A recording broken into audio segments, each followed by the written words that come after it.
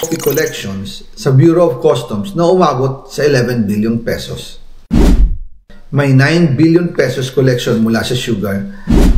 Ang kita mula sa importasyon ng sibuyas na hawak naman ni Martin Araneta. Tinawagan daw siya ni First Lady Lisa Marcos at ipinapatigil ang investigasyon.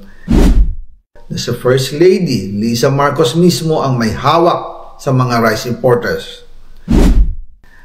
Ito nga mga kabdite, yung pag-usapan ho natin, kung hindi ho natin nalalaman, ganyan ho kakakapal ang pagmumuka ng pamilyang, alam nyo na ho, Marcoses. Isipin nyo ho yan, kaya ang mamahalo ng mga bigas natin sa ating bansa, lahat ho nagtataas yung bilihin. Bakit ho? Kasi ho, sila mismo, sila Lisa Araneta, sila Martin Romualdez, ang humahawak ho dyan. Sila ho yung nakikinabang, hindi ho yung mga Pilipino. Isipin nyo ho yung bilihin kung gaano katataas ngayon. Yung bigas ho, meron po ba talagang 20 pesos na bigas? O yung mga lugar lang na pili nila, kaya merong 20 pesos na lugar. Di ba? Kaya ito mga kabdite, diretsahan na ho tayo. Marami ho sa ating mga kababayan, mga farmers, tinitigil na ho yung ganyang trabaho. Bakit ho? Pagod na ho sila. Sila ho'y nalulugi. Sila ho'y nalulugi tapos bigla pa magsasalta ito si Marcos Jr. na binablackmail siya ni Saldico. Diba? Hindi ho kaya sila nahihiya ng ganyan. Naglalantad na ng katotohanan itong si Kong Saldico, pero pilit pa rin bumubuelta itong mga hinayupak na ito.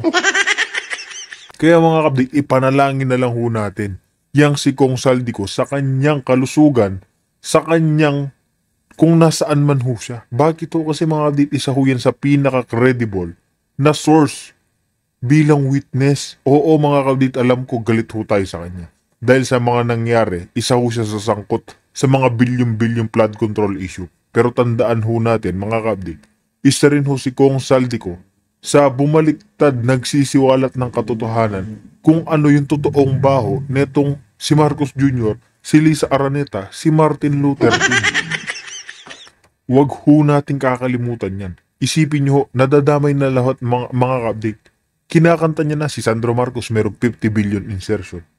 Sinachap-chap niya kung ano-anong proyekto. Tapos ngayon, sino yung sinunod niya mga kabdik? Si Lisa Araneta. Sinunod niya na si Lisa Araneta. Kaya mga kabdik, pagpatuloy, sana ingatan itong si Saldico ng may kapal. Diba?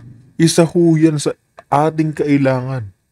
Isa rin ho si Kong Saldico mga kabdik na marami pang ikakanta. Panigurado at panigurado mga kabdik. Etong impeachment ni BP Sara, ilalantad din ho niyan. Kasi meron nga hong ugong-ugong na 50 to 150 million na kung sino yung pipirma sa impeachment ni BP Sara, bibigyan daw ho ng ganong kalaking pera. Pero galing ho sa mga tax natin. Panigurado mga ilalabas na rin ho yan. Pati ho yung illegal na pag-aresto kay Pangulong Duterte, 100% mga kabdit, ikakanta niya lahat ho yan. Diba? Kaya mga kabdit, trakta na ho tayo. Ito, basahin na ho natin to sinabi ni Bongbong Marcos. Ayan o, Pangulong Bongbong Marcos ibinunyag na tinatangka silang i-blackmail ng kampo ni dating Congressman Saldico. Isipin nyo, lahat ng kabalbalang ginagawa nitong si Marcos Jr. Kaya pang bumuelta kay Saldico. Presidente ka, tingin mo masusuhulan ka. Presidente ka, tingin mo may maniniwala, may nambablackmail pa sa kampo ni Saldico sa'yo. Mahiya ka naman Marcos Jr. Hindi lang ho nila matanggap mga kabdik na yung buong pamilya niya binabanatan na. Mismong si Senator Amy, nilahad na nga hong gumagamit pati mga anak niya. Diba? Paano yan? Ano pa yung iba-blackmail sa'yo? Lahat, milyon-milyon Pilipino alam na gumagamit kayo. Hindi sila gumagamit mga kabdik. Hindi ako naniniwala na gumagamit siya mga yan. Hindi ako naniniwala na gumagamit si Sandro Marcos, si Jake Cyrus na Malacanang. Hindi ako naniniwala dyan mga ka-update. Galing naman ho yan kay Senator Amy. Walang katotohanan ho yan. Huwag ho tayo maniniwala. Di ba? Tapos sasabihin, ibina-blackmail siya ng kampo ni Kong Saldico. Hindi na ho tayo tanga. Hindi ho tayo 3 years old para pagsabihan ng ganyan. Kaya mga update, traktahin na natin to. Pakinggan na lang natin si Kong Saldico kung ano pa yung ibubunyag, ilalantad niya sa administrasyon ni Marcos Jr. Kung bago lang ho kayo sa ating channel, isang like, isang share, isang subscribe lamang ho, malaking tulong na ho iyan. Dahil pala sa dami ng SOP at remittance na ipinapasa sa bawat transaksyon. Ang pinakamakapangyarihang pamilya pa mismo ang sangkot sa ganitong sistema.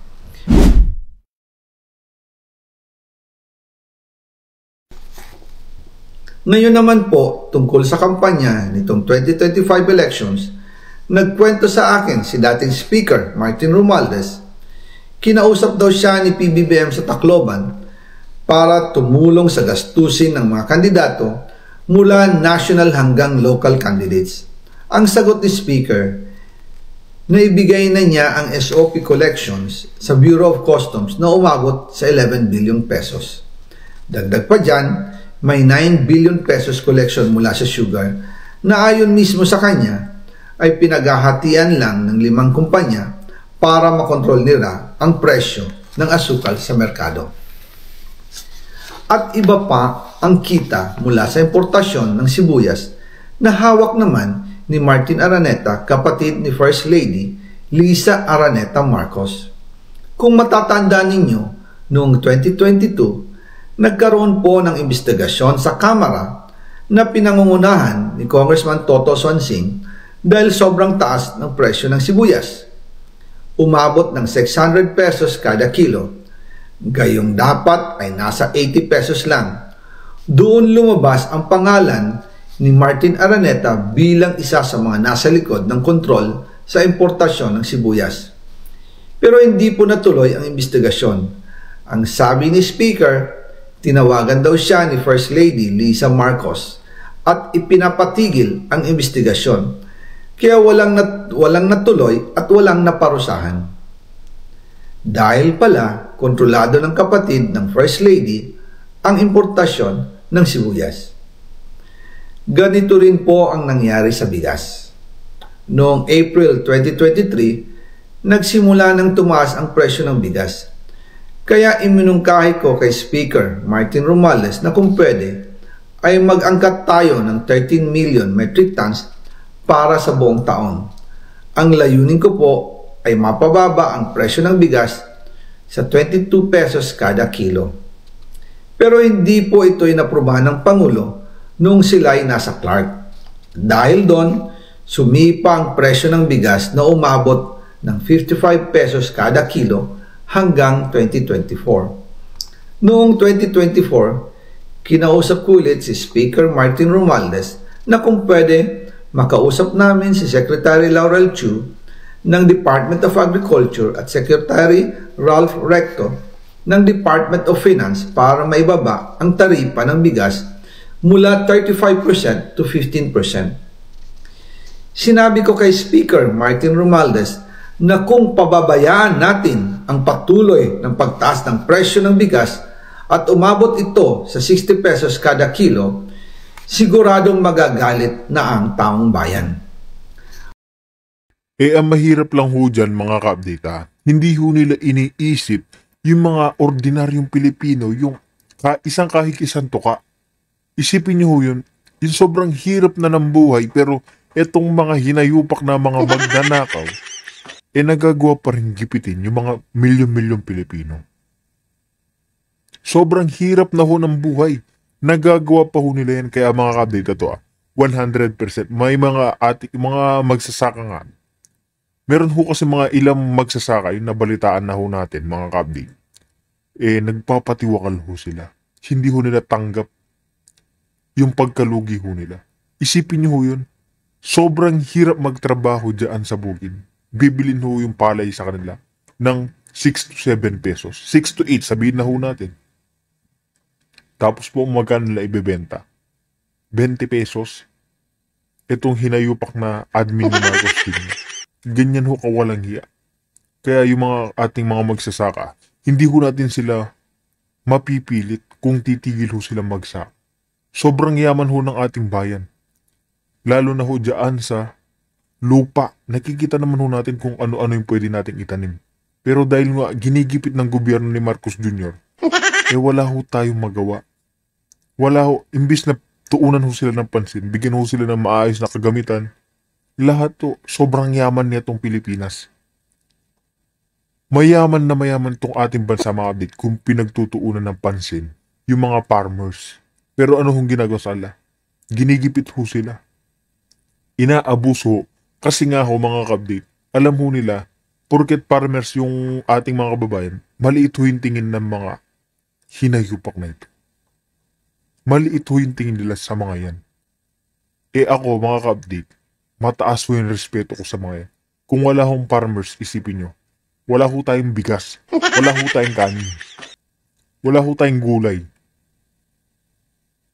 Diba? Pero yung mga yan, dahil hindi ho nila nararanasan yung hirap, yung gutom, nagnanakaw lang ho sila. Hindi nila maranasan yung ganyan, yung hirap na isang kahig, isang tuka. Yung ating mga kababayan kahit mag-uulam lang ng asin okay na, basta may bigas ka. Naranasan ho natin yan, panigurado naman sa ating mga ka-update. Noong kabataan nyo, sigurado ako mga ka-update, meron ho nakaranas na uulamin ho natin yung toyo, yung asin. Pero nga mga ka-update, itong mga mayayaman na hindi naman ho galing sa malinis ang kanilang pera, ninanakaw lang naman nila. Kung abusuhin ho nila yung ordinaryong mga Pilipino, kahala nyo mga ka-update, napakalinis ng konsensya. Kaya marami mga ka-update, masakit ang loob ng ating mga farmers sa ginagawa ho nilang ganyan. Hindi ho nila sinusuportan etong mga farmers, bigyan nyo ng maayos na kagamitan yan. Tignan natin kung gaano ka-asenso yung Pilipinas. Isa ho tayong agricultural country. Mayaman ho tayo sa lupa. Marami ho tayong pwedeng itanim. Lahat, kahit kay Senator Marcoletas, nasasabi niya na ho yan. Pero dahil nga inaabuso nila yung milyon-milyon Pilipino, wala ho tayong magawa. Kundi umasa na magbago na lang yung gobyerno. Mabago lahat-lahat ho mga kabdit. Posibleng magrevolusyon na ang mga tao at tiyak na maapektuhan dito ang mga kandidato ng administrasyon sa 2025 elections. Isa sa mga patunay na hindi na masaya ang taong bayan ay ang pagbaba ng approval rating ng Pangulo noong panahon na iyon dahil sobrang taas na ang presyo ng bigas. Nangyari po ang meeting at halos inaabot kami hanggang alas 2 ng umaga, nakikiusap, nagpapaliwanag. Buti na lang, matapos ang matagal na negosasyon, pumayag din sila. At di nagtagal, inanonsyo na rin sa publiko na ibaba ang nangbuwis sa bigas. Ngunit, matapos ang 4 hanggang 6 na buwan, hindi pa rin bumababa ang presyo ng bigas. Kahit ibinaba na ang taripa nito, kaya iminungkahi ko kay Speaker Romualdez na magpatawag ng investigasyon tungkol sa bigas sa pamamagitan ng Quinta Committee hearings. Habang iniimbestiga nito ng Quinta Committee na pinamumunuan ni Congressman Joey Salceda, bigla na lang itong pinahinto ni Secretary Kiko Laurel Chu matapos niyang ipakita ang isang confidential report. Nakasaad dito na si First Lady Lisa Marcos mismo ang may hawak sa mga rice importers. Ayon kay Secretary Laurel, maaapektuhan daw ang First Lady kung itutuloy ang investigasyon dahil kasama raw nila sa Vietnam visit ang ilang importer ng bigas at nag-dinner pa raw sila roon. At noong araw din yun, tumawag si Congressman Sandro Marcos kay Speaker Romualdez upang ipatigil ang House investigations tungkol sa bigas as instructed ng Pangulo. Magkasama kami ni Speaker Martin Romualdez nang tumawag si Congressman Sandro Marcos. Dumating din si Secretary Laurel Chu sa Manila Polo Townhouse at doon siya pinagalitan ni Speaker dahil inilabas niya ang confidential report na nagdidiin sa First Lady sa issue ng rice smuggling. Humihingi ng paumanhin si Secretary Laurel Chu at sinabi niyang, pasensya na, masyado akong naive. Doon namin naintindihan kung bakit. Kahit ibinabana ang import tax ng bigas mula 35% to 15%, ay hindi pa rin bumababa ang presyo sa merkado dahil pala sa dami ng SOP at remittance na ipinapasa sa bawat transaksyon. Dagdag pa po, maraming importers ng isda ang nagrereklamo dahil kontrolado ito ng kaunting kumpanya lamang. Wala naman daw tax sa importation tuwing lean season, pero kahit ganoon, hindi pa rin sila nabibigyan ng permit to import. Ang makaunting kumpanya na ito lang ang nabibigyang permit to import. Dahil dito, kontrolado din ang presyo ng isda. At ito din ang dahilan kung bakit mataas ang presyo ng galunggong. Mga kababayan, hindi dapat naghihirap ang Pilipinas. Hindi dapat ganito kamahal ang mga pangunahing bilihin tulad ng bigas. At higit sa lahat, hindi dapat nagugutom ang mga Pilipino. Wala silang malasakit sa taong bayan, lalo na sa mga mahihirap. Inaabuso ang kapangyarihan. Nagiging negosyo ang pera ng taong bayan. Masakit man tanggapin, pero ito ang katotohanan. Ang pinakamakapangyarihang pamilya pa mismo ang sangkot sa ganitong sistema. Mula sa Pangulo, First Lady, hanggang sa anak, sila mismo ang nagtatakda, kumukontrol, at nakikinabang sa mga transaksyon dapat sanay para sa kapakanan ng sambayanan. Hawak at kontrolado nila halos lahat ng ahensya, kaya nagagawa nilang itago ang katotohanan. Sa mga susunod na araw, marami pa po akong isisiwalat. Maraming salamat sa inyong oras at patuloy na Ayun nga mga updates, no? Sa paglalahad nga netong si Kong Elizalde ko, pag nagsalita nga naman o mag-imbestiga, maaapakan etong si, alam niyo na ho, yung paborito niyong si Lisa Araneta. Maaapakan ho kasi siya. Mabubulgar yung totoong baho niya. Di ba tulad na lang na sinabi ni Senator Amy, mga ka-update, na noong, alam niyo na yung sinasabi ko na mga ka-update, etong si Marcos Jr., gumagamit daw, di umano.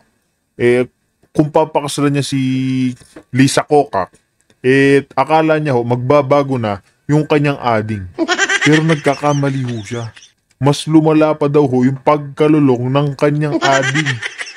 Ibig sabihin mga ka-update, etong si Lisa Cocac, isa pa ho sa mga dahilan ng alam nyo na ho yan, ni Marcos Jr. Diba? Hindi lang ho yan yung mahirap dyan.